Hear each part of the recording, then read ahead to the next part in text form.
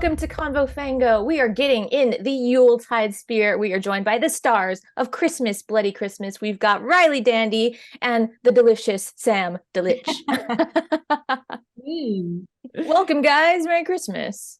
Thank you. Merry Christmas. I almost said welcome to you as well. I was like, welcome. Well, no one ever welcomes me to these things. And I'm like, I feel like I'm imposing, but thank you. Welcome. Thank you for that. Thank you.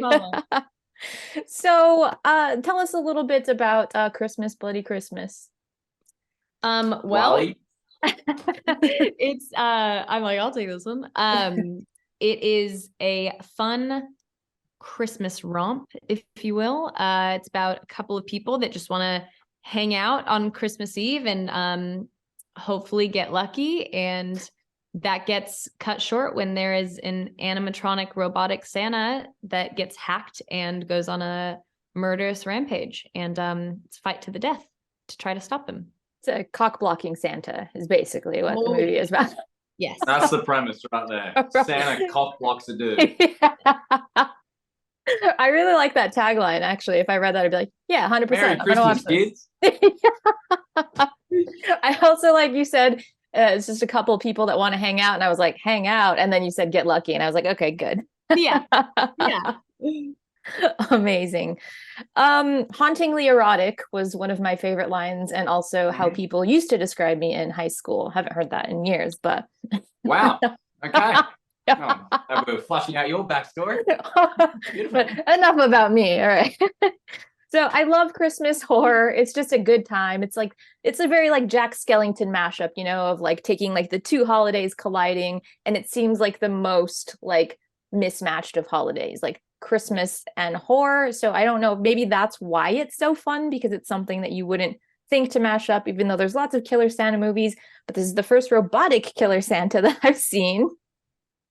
Yeah, I really think that Christmas horror is successful because of two things. I think like visually it's so beautiful, and so like adding gore into the mix is also just so different, because it's like angelic, wholesome, you know, like beautiful Christmas lights and colors and things, and then adding gore is just like the two complete opposites. But I also think during the holidays we spend a lot of time with family, and it's a little cathartic to watch a Santa murdering people. Agreed. Yeah, Sam, you second that? I second that. I think, yeah, it was right. I think there's the clash of wholesome and absolutely the opposite of wholesome is something that's nice to see. And you're right, there actually is a few out this holiday season, Christmas horrors, but for the most part it's something that's relatively untouched, I think.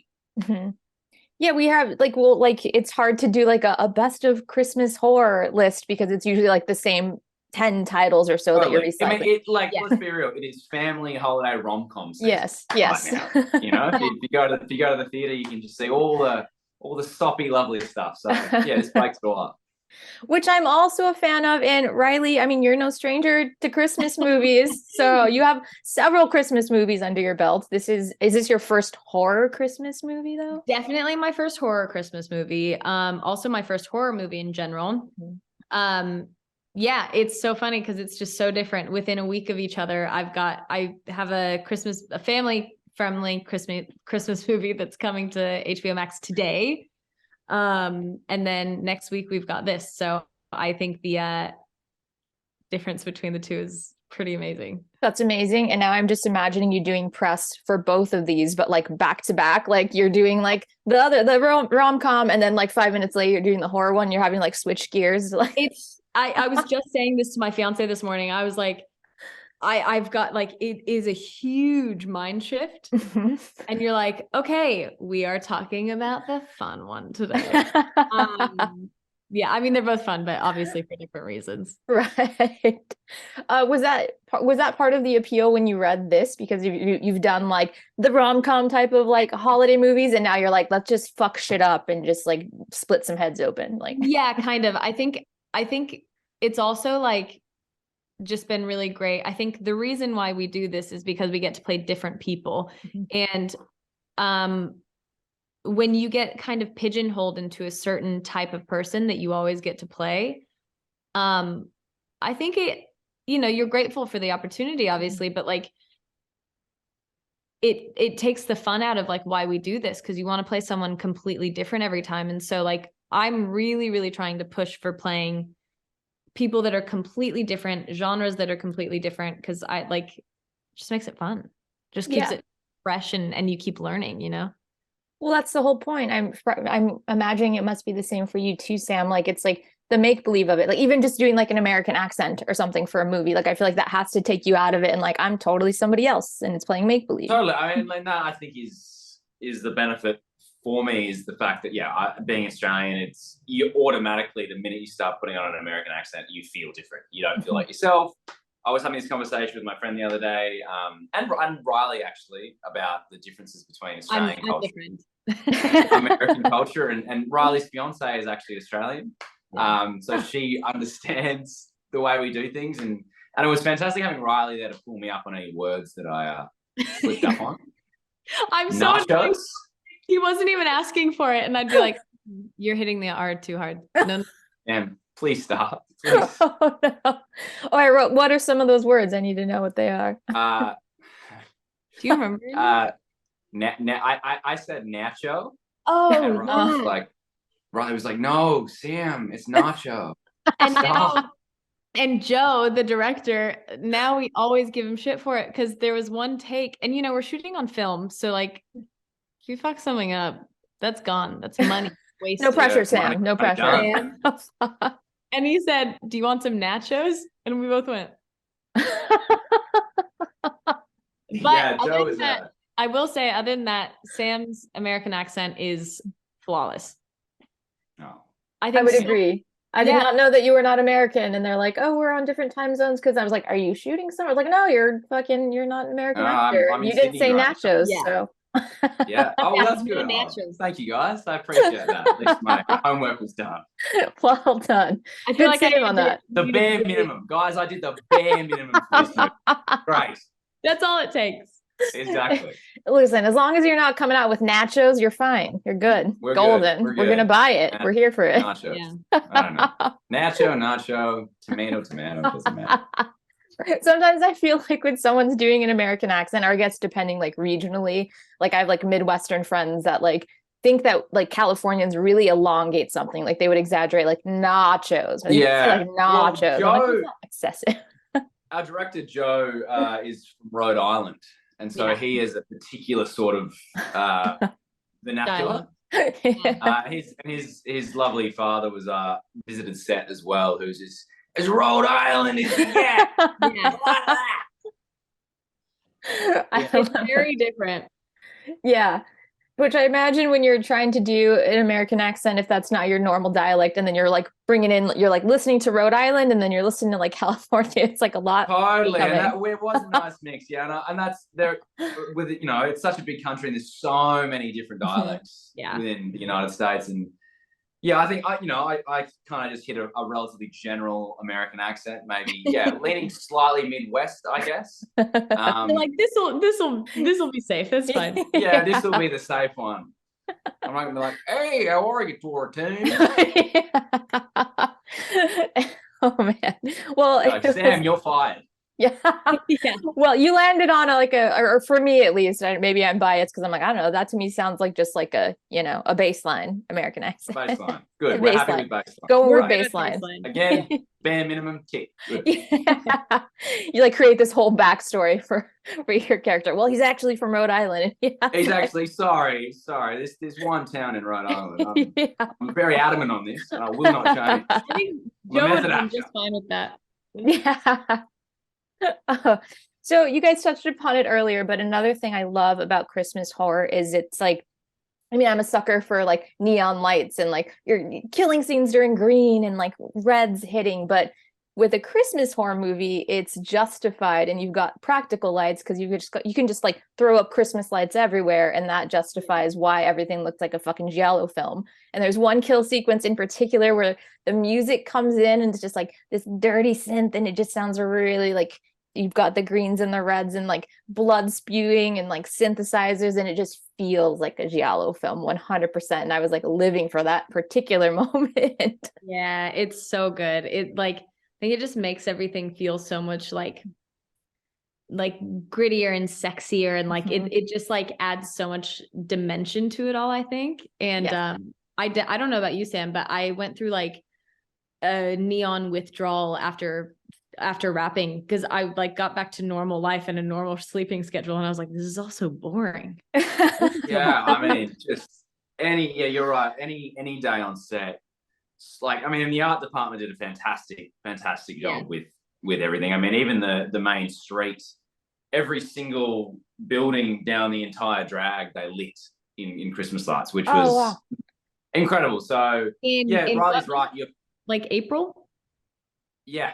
I was just gonna ask that, like shooting in the summer or spring or something. Amazing. And it's Riley's right. You have a neon withdrawal, and you're so used to this bright flash, and then you come home to your drab beige wall.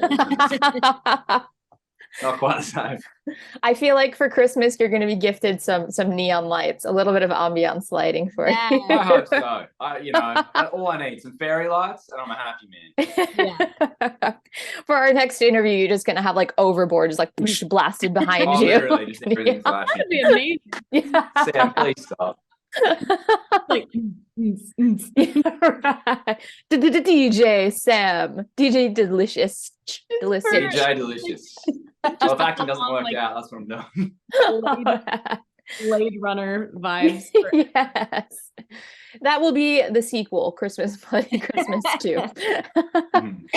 There's a ton of practical effects in this, which as an audience member, I fucking love. But I wonder, as an actor, how much fun that is to actually have something tangible to work with. Like you just see a head splitting in front of you. Like, how'd you feel about that, Sam? Handballed to me. Okay.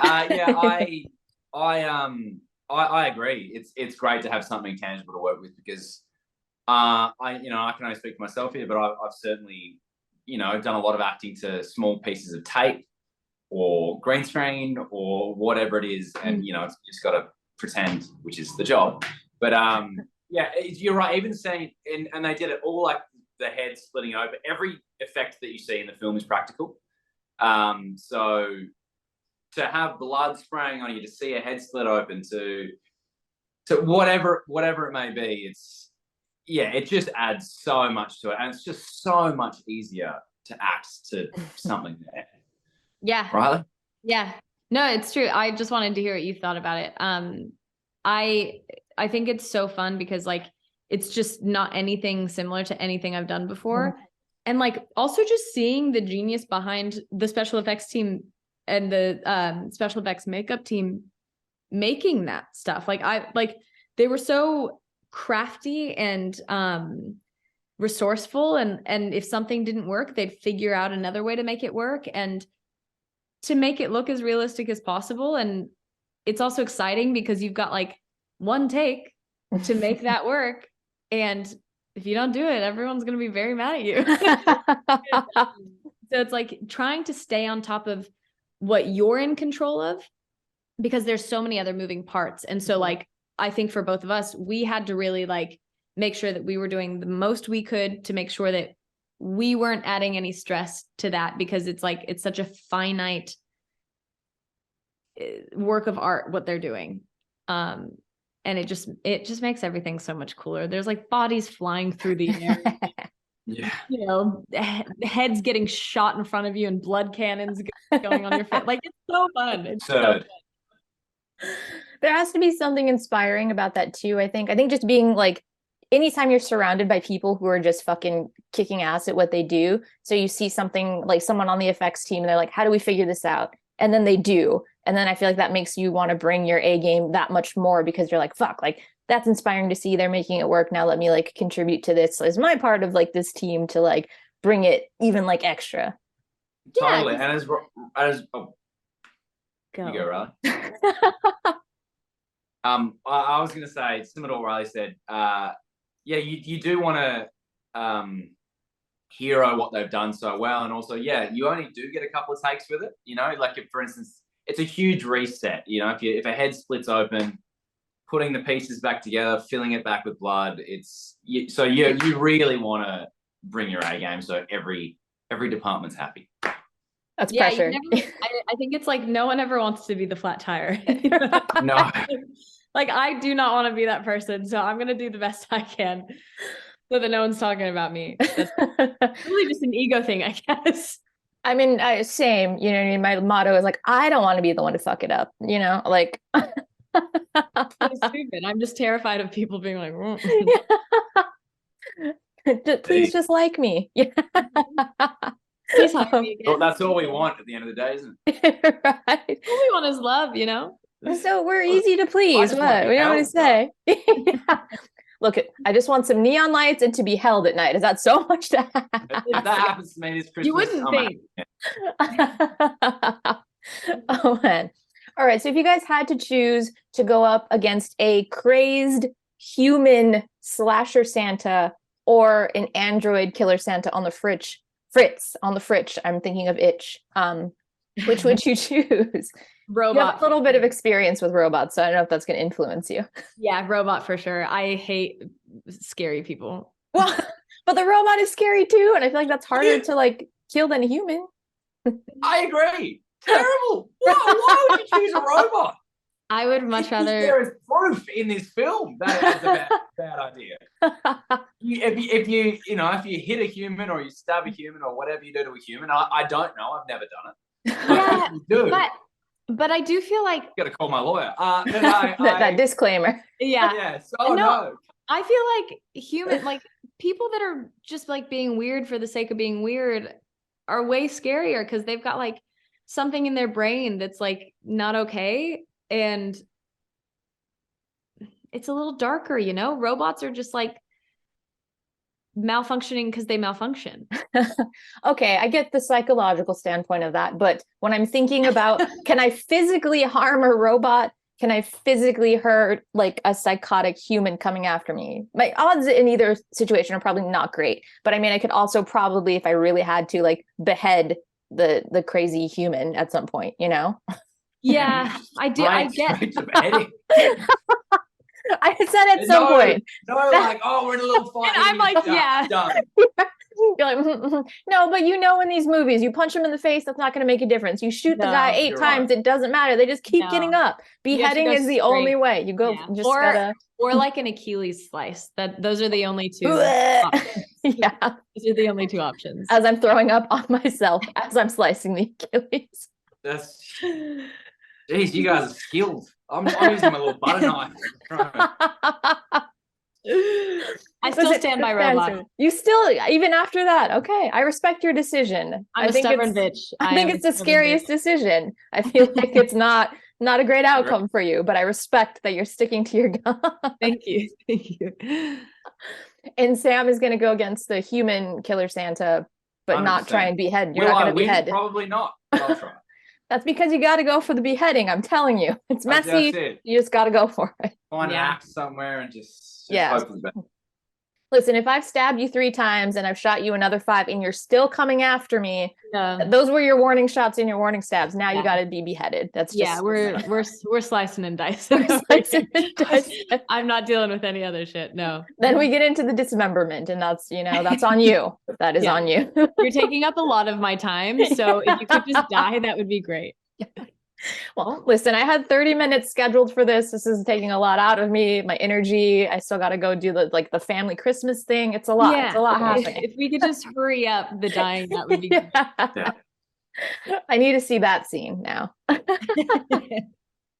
So you guys play some like a pretty heavy music nerds in this movie. There's a heavy debate on whether there's any good Christmas albums or any good Christmas songs. What are your personal Christmas favorites, or do you agree with your characters and there's just not really much to choose from? Well, mine is so embarrassing. What's yours? I have a shameless Christmas album that I really enjoy that I play every year, which is John Legend's Christmas album. Oh, no, okay, all right. Really, yeah. There's something, I don't know what he's just got a beautiful voice, and it's the voice of an angel. What do you mean? Yes. Yeah, he's got the voice of an angel, and look. It's my guilty pleasure is I will put on a little bit of John. I feel like that sets like a sexy Christmas mood. 100% was what I was thinking as well. Yeah. Well, that was a sexy Christmas. Yeah. Except I did listen the other day to his I mean, it's a beautiful rendition of Baby It's Cold Outside with Kelly Clarkson. But if you listen to the lyrics to that song, it's a bit how you going. It's a little yeah. We're questioning what's going on there. In the age of consent, I don't know about Is it persistent or is it creepy? Well, very, very hard to tell. There's a fine line. I've met a couple of those people. Really, just take no for an answer. I listen to this every year. I just think it's a little like, oh my gosh. I don't even know where I got this. I think my dad got this for me. I don't love Christmas music. Okay. So this one has like all the classics on there, and it's kind of fun. But I will say I have a really embarrassing one that I listen to a lot. What is it? And it's A Cozy Little Christmas by Katy Perry. I don't think I know that one. Sam, do you know this one? Unfortunately, not. No. It's not John Legend. I'm fucking out. I'm not judging. This is a judgment-free zone. That's why I felt comfortable to say it, you know? Yeah. I do love me some Katy Perry though, so I think I need to look this one up. Maybe it's going to be my jam this year. It's like, I mean, look, she was one of my first crushes ever, and so anything she does, I'm like, yeah, okay, I'll listen to it. I don't listen to Christmas music except for when Katy Perry makes a Christmas song. Whatever. Yeah. How about yourself? Do you have one that I fucking love Wham's Last Christmas. It's just such a happy, like that's such a banger, you know? Yeah, it is. Yeah. With the bum bum bum bum bum bum bum. Like as soon as it comes on, I'm like, yes. Yeah, that is a good one. And it's also sad. It's just kind of sad. Well, so many of these songs, it's like, okay, and then you listen to the lyrics and you're like, what is happening? Like, why are we so heartbroken on Christmas? A lot of Christmas songs make me cry though. I don't know. Maybe is there something? Maybe I'll unpack that. That's family trauma. That's coming up. That's the deep-seated stuff. Sam's like, we're gonna get real right now. We're gonna let's go there, guys. Come on. I mean, I do love All I Want for Christmas, Mariah Carey. That's, I mean, definitely. Yeah, I don't believe people when they say they don't like it. I don't get down with the boobs. I don't get down with the boobs. Don't mind a little bit of boob.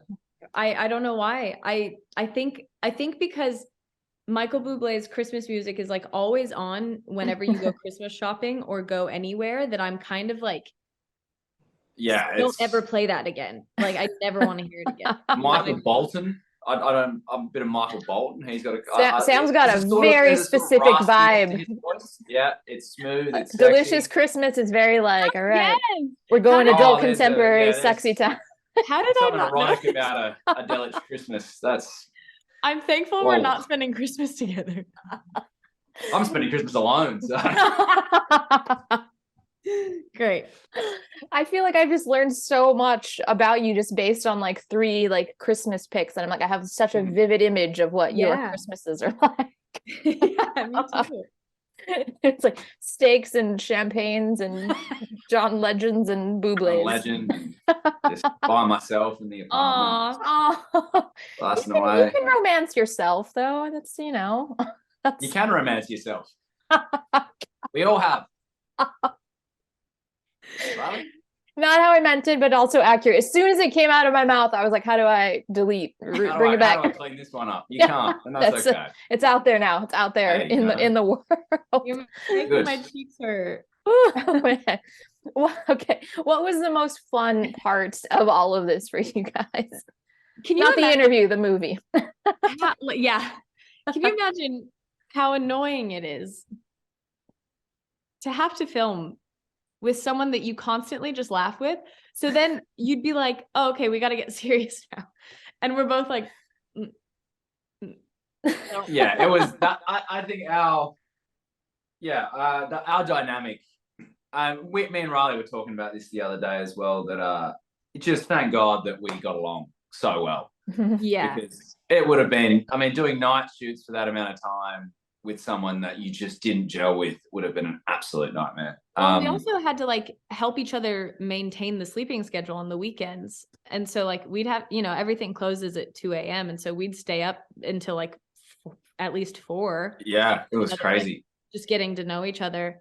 So I think that was a big highlight. But another one of the most fun parts was seeing Joe completely in his element, because he pulls all-nighters anyway every night. And seeing your director do a little happy dance at 3 a.m. every day, because that's like 3 a.m. is like, you know, for him is like the equivalent to my like 11 a.m. Okay. And so like feeling really good and like energetic, and seeing Joe's vision come to life and him being happy with it was like, I think really special, because he's a very different filmmaker. And I think being able to like be on the team that made him proud was exciting and really fun. Nice. Yeah. Yeah, on that, I think everyone's energy on the whole crew was fantastic, and I think that made the whole thing special as well. You know, when every department at 4 a.m. is still sort of, you know, chirpy and up and about, and everyone's just kind of like, you know, helping everyone get through that made everything so much more fun. Yeah. You know, no one was complaining really. It was like, we're here to do a job. It's hard, it's cold, it's you know, 4 a.m, we're in the middle of nowhere, but let's just embrace the absurdity of it and have a good time. Yeah. I feel like that's got to be the vibe when you're doing like overnight shoots, especially because I feel like you're already like, your body's already like, fuck you. So it's like, I feel like everyone needs to be bringing this energy of like, a hell yeah, this is fun. And we're like, look at what we're getting to do. Like, Yeah. There is really, something about going to bed at 8 in the morning when the sun's up is so bizarre and so weird. And it took me a long time to get back into the regular sort of rhythm, I think. Yeah. Yeah. It's very fun though. Like, just like you said, everyone, because we're all going through it. It's not like one person has it any harder than anyone else. Like, we're all there. It's 4 a.m. for everyone. And yeah, I think, and like all of our bodies are vitamin deficient and, you know, like going through it all. Sam makes fun of me because I'm very big on getting your vitamins. But yeah, I think it is fun because everyone's kind of like carrying each other. And if one person needs help, everyone else is there to kind of like pick them up. And I don't know about you, Sam, but when we wrapped, like I needed a week to get back to a normal schedule. And then I really missed it.